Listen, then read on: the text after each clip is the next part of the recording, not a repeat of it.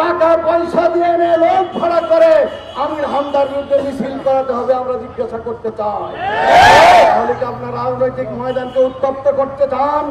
এই ভোটের মাঠকে কি আপনারা উত্তপ্ত করে ফায়দা হাসিল করতে চান?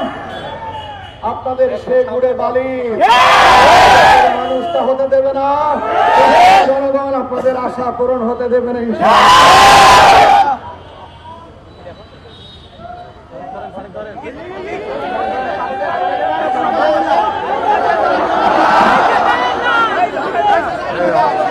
দর্শক এই মুহূর্তে দেখছি আমরা আসলে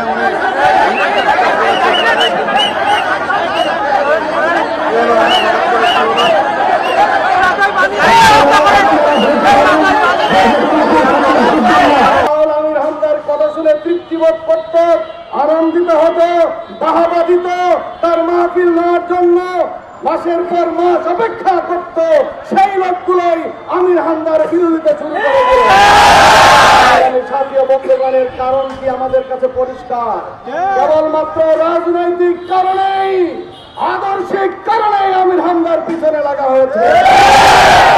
সর্বশেষ মুফতি আমির হামদা এদেশের প্রায় সকল জেলা উপজেলায় হাজারো প্রোগ্রাম করেন। এই প্রোগ্রাম করতে যে মানুষ হিসাবে দু একটি ভুল হয়ে যেতেই পারে, এটি অস্বাভাবিক নয়।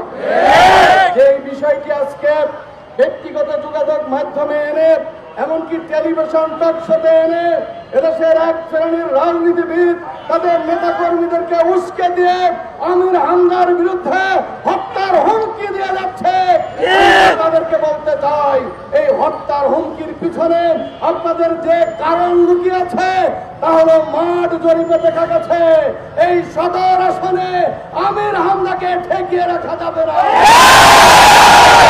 সেই পরাজয়ের অপমান সহ্য করতে পারবেন না বলেই আগে থেকে আমির হামদার বিরুদ্ধে নানা ধরনের ষড়যন্ত্র আপনারা শুরু করেছেন। ষড়যন্ত্রের শেষ, এখন তাকে হত্যা করতে হবে, দুনিয়ার বুক থেকে তাকে বিদায় করে দিতে হবে। এই জন্য প্রকাশ্যে তাকে হত্যার হুমকি দেওয়া হচ্ছে। আমরা পরিষ্কার বলে দিতে চাই, এইভাবে হত্যার হুমকি দিয়ে আপনারা যদি আপনাদের নেতা কর্মীদেরকে উস্কে দিয়ে কোন দুর্ঘটনা ঘটে, দলের সব দায় দায়িত্ব আপনাদেরকে বহন করতে হবে। জাতীয় নির্বাচন, এই নির্বাচনের পরিবেশকে শান্তশিষ্ট, সুষ্ঠু এবং সবার অংশগ্রহণমূলক নির্বাচনের পরিবেশ যদি ঠিক রাখতে হয়, রাজনৈতিক নেতৃবৃন্দকে অবশ্যই গঠনমূলক ভূমিকা রাখতে হবে। এই ভোটের মাঠকে কি আপনারা উত্তপ্ত করে ফায়দা হাসিল করতে চান? আপনাদের সে গুড়ে বালি মানুষটা হতে দেবে না, জনগণ আপনাদের আশা পূরণ হতে দেবে না ইনশাআল্লাহ।